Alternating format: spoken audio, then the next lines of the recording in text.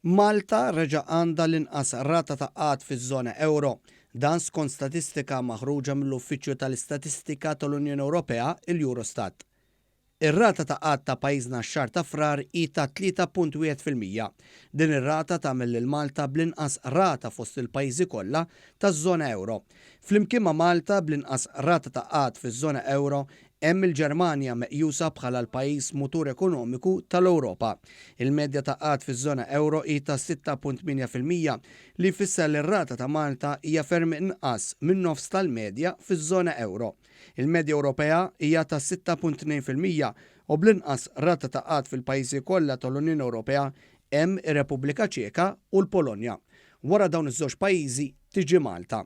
L-aħħar statistika maħruġa lokalment mill-Uffiċċju Nazzjonali tal-Istatistika l-NSO turi li f'Jannar kien hawn ftit aktar minn 1000 ruħ jirreġistraw għax-xogħol. Dan ifisser li fuq medda ta' sena il-qatt f'Malta anki waqt pandemija naqas bi kważi 2/3. Is-sena li għaddiet pajjiżna għala is-sena bl-inqas rata ta' qatt fl-istorja.